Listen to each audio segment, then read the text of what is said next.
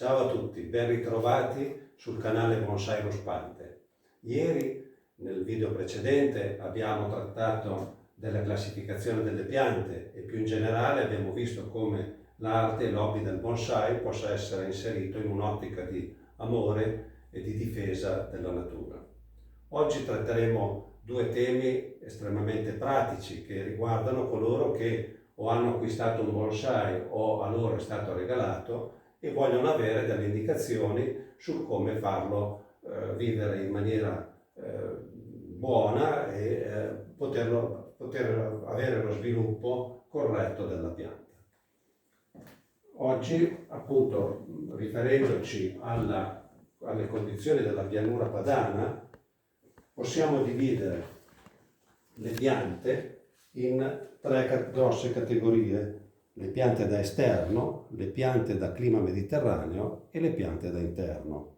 Perché dico riferito alla pianura padana? Perché se ci ascoltano degli amici della Sicilia possono pensare che anche il ficus possa stare tutto l'anno all'esterno, mentre da noi il ficus retusa, come vedete qui nella nostra collezione, deve essere per forza ricoverato all'interno, se no al fuori, in giornate come oggi nelle quali nevica, sicuramente morirebbe.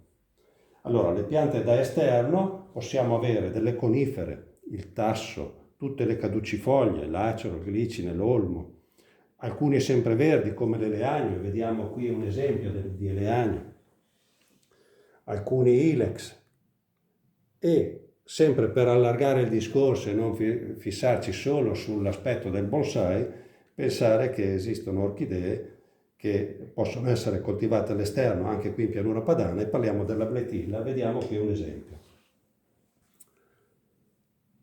Abbiamo le piante da clima mediterraneo che da noi non devono essere portate in ambienti riscaldati, ma posizionati possibilmente in stanze non riscaldate, in verande o in serre. Parliamo degli agrumi, dell'olivo, del rosmarino. Il ficus carica, cioè il fico nostro domestico, se lasciato fuori in notti di particolare gelo potrebbe morire, soprattutto quando è invaso. Parliamo delle bougainville, la cicas e il podocarpo. Come orchidea cito il Dendrobium nobile che abbiamo visto già nel video precedente, che è un'orchidea simpodiale che ha bisogno di un riposo invernale senza essere bagnata e va conservata in un ambiente fresco, non riscaldato, fino alla primavera successiva. Per le piante da interno intendiamo quelle piante che non possono restare all'esterno perché gelerebbero, perché morirebbero dal freddo, che devono essere posizionate all'interno ma collocate in un ambiente il più possibile luminoso, con una temperatura adeguata e soprattutto con un certo grado di umidità dell'aria. Parliamo del ficus retusa, ficus benjamin, ficus generalmente di tanti altri tipi di fichi di tipo tropicale. Parliamo della schefflera, della carmona, la serissa fetida e l'hibiscus rosa sinensis, che è quello che vediamo su quel davanzale. Come orchidea che ama il caldo e che quindi deve essere considerata da interno durante l'inverno, parliamo della Phalaenopsis che abbiamo visto anche nel video precedente. Quindi diciamo il massimo grado di illuminazione possibile. E poi dobbiamo procedere alla cosiddetta irrigazione. L'irrigazione, molti chiedono: ma quante volte alla settimana devo bagnare? Quante volte devo spruzzare la chioma delle piante? Allora, tutti questi fattori sono condizionati da sole, vento, temperatura. Ho messo sotto qui anche il riscaldamento, che ovviamente all'interno è determinante nel caratterizzare il clima che la pianta percepisce, il tipo di pianta e il tipo di vaso. E adesso ci spieghiamo.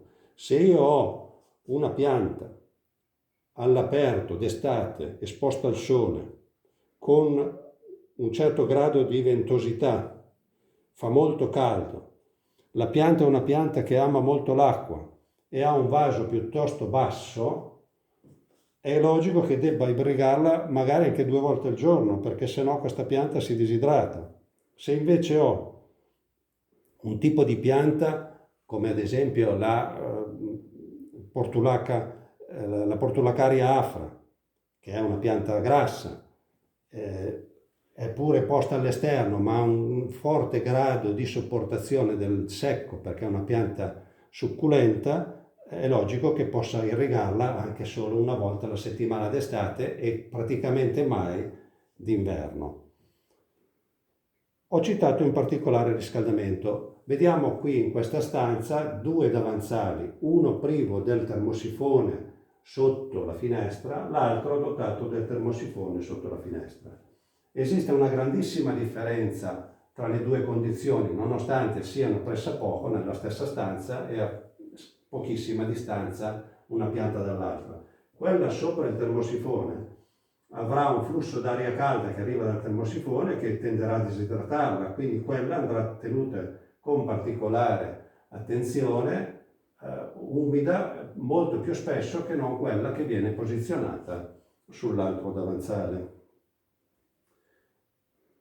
La combinazione dei fattori che abbiamo detto determina sia la frequenza dell'irrigazione sia la quantità di acqua da somministrare. È logico che in un vaso tipo questo, nel quale abbiamo una forte superficie esposta all'aria e poca profondità di terreno, sia necessario bagnare di più che non in un vaso come questo, che invece è leggermente più profondo e più stretto, ha meno superficie esposta di quello là. Magari il volume del terreno contenuto in questo vaso è uguale a quello là, ma quello là va bagnato di più perché è più esposto al terreno.